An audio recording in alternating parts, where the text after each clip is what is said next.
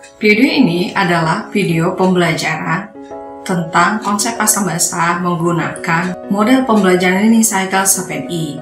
Best practice ini menceritakan model pembelajaran 7E dengan 7 tahap, dengan tahapannya seperti ini.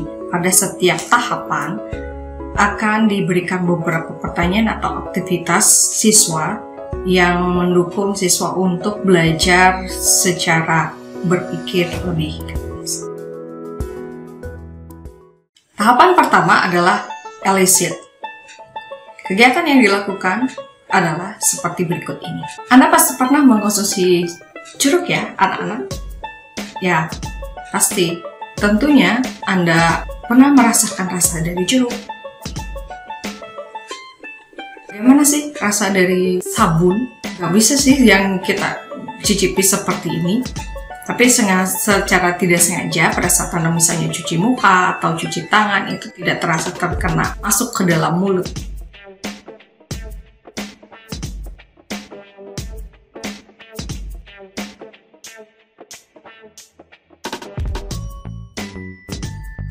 Fase NGES, fase kedua dari learning cycle 7E. Setelah Anda mengetahui dari sifat atau rasa dari jeruk dan sabun dalam kehidupan sehari-hari, cobalah memegang jeruk yang sudah dibelah, kemudian digosokkan di antara tangan. Apa yang Anda rasakan? Kemudian untuk sabun, Anda coba pegang juga di sela-sela tangan. Apa yang Anda rasakan? Anda catat pengamatannya.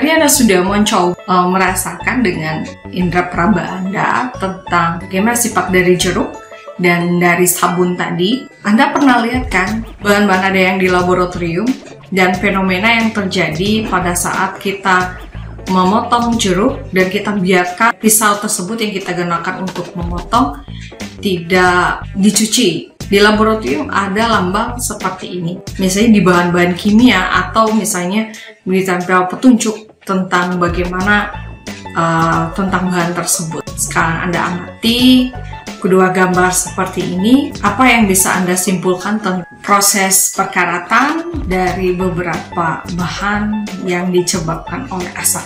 Buah jeruk, asam klorida, dan cuka dapur itu mengandung senyawa asam, sedangkan sabun cuci muka atau sabun jenis yang lain dan NaOH mengandung senyawa basa. Apakah yang dapat Anda simpulkan ciri-ciri senyawa asam, senyawa basa berdasarkan hasil pengamatan yang Anda lakukan?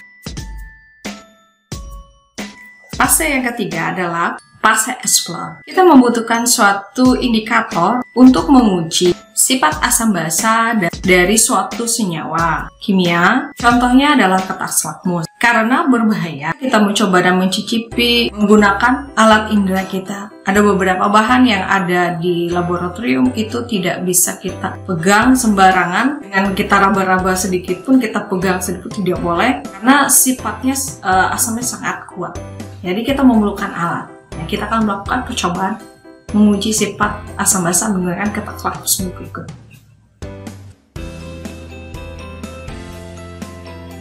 Alat yang kita gunakan adalah tabung reaksi. Tabung reaksi ada jumlahnya 6.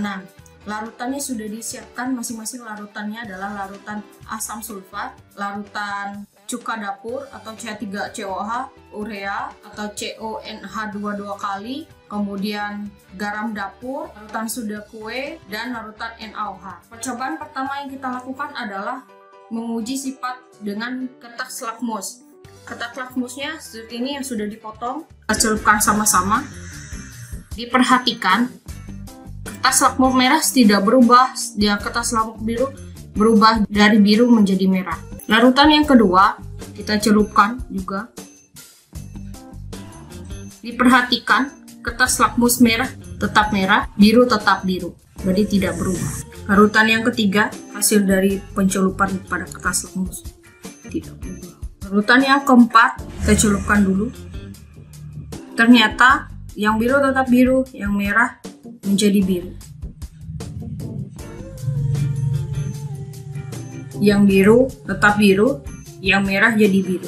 Larutan yang keenam, kita celupkan.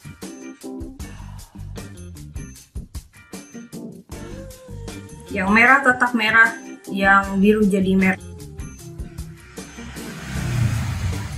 Ini perubahan warnanya.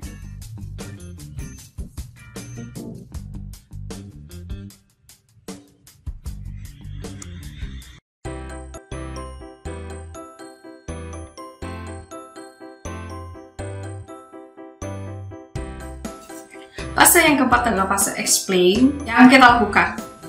Berdasarkan hasil percobaan yang Anda lakukan tadi, coba simpulkan tentang sifat-sifat asam dan basa sesuai dengan teori asam basa yang kita jelaskan sekarang ini. Ada 3 teori asam basa yang kita gunakan, tetapi dalam konsep yang kita pelajari sekarang, kita simak penjelasannya. Konsep asam basa. Teori asam basa dibagi menjadi 3, yaitu asam basa Arrhenius, asam basa Bronsted-Lewis,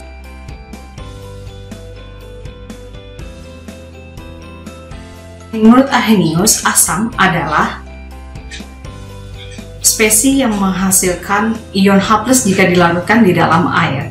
Sedangkan basa adalah spesies yang menghasilkan OH- ketika dilarutkan di dalam air.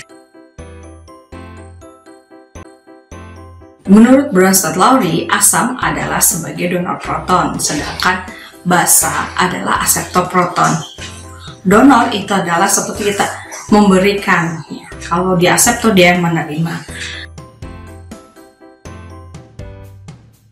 Lewis, asam adalah sebagai aseptor pasangan elektron atau menerima pasangan elektron.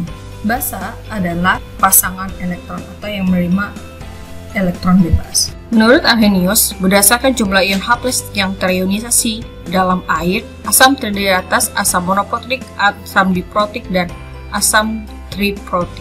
Asam monoprotik adalah asam yang menghasilkan 1 ion H+ dalam larutan, contohnya HCl, HCN, dan lain-lain. Asam diprotik adalah asam yang menghasilkan 2 ion H+ dalam larutan, contohnya H2SO4 dan H2CO3. Asam triprotik adalah asam yang menghasilkan 3 ion H+ dalam larutan, contohnya H3CO4. Anda dapat melihat jumlah atom H dengan melihat rumus kimia yang melekat pada persamaan tersebut. Anda telah melakukan percobaan menguji sifat beberapa larutan menggunakan kertas lakmus. Kelompokkan larutan yang Anda uji ke dalam senyawa asam atau senyawa basa.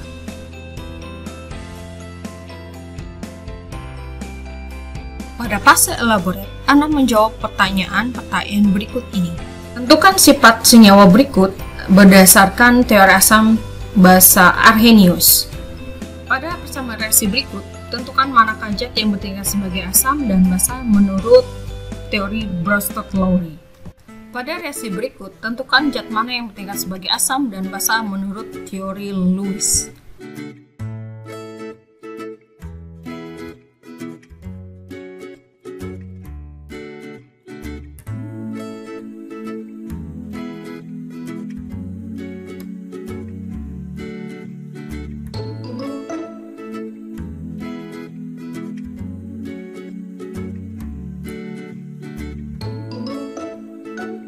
Fase yang keenam dari linear cycle 7E adalah evaluate. Anda menggunakan konsep yang Anda berikan sebelumnya, kemudian Anda terapkan di pertanyaan-pertanyaan dan konsep yang baru. Apakah konsep itu sesuai atau tidak dengan keadaan atau pernyataan atau pertanyaan yang diberikan. Kalian simak pertanyaannya berikut ini. Apa hubungan perubahan warna pada kertas lakmus dengan sifat asam basa? Jelaskan konsep yang sesuai pada gambar di bawah ini dengan teori asam basa yang sesuai untuk menjelaskan sifat dari larutan tersebut. Fase ke-7 dari linear cycle 7E adalah extend. Kita menggunakan konsep asam basa yang telah kita pelajari pada konsep sebelumnya, pada tahapan-tahapan sebelumnya, untuk menjelaskan tentang fenomena yang terjadi dalam kehidupan sehari-hari. Ya, simak pertanyaannya. Kalimantan Tengah, sebagian besar lahannya merupakan lahan gambut yang memiliki tingkat keasaman yang tinggi yang dicungkan dengan warna air yang coklat. Tanah gambut biasanya sulit ditanami oleh tanaman sehingga perlu pengolahan ekstra. Para petani biasanya memberikan kapur untuk lahan sebelum ditanami sayur mayur. Menurut Anda, apa manfaat kapur pada tanah? Reaksi apa yang terjadi pada pemberian kapur untuk tanah gambut? Demikian best practice dari penerapan pembelajaran HOTS berbasis Linear Cycle 7E pada konsep asam basa. Terima kasih.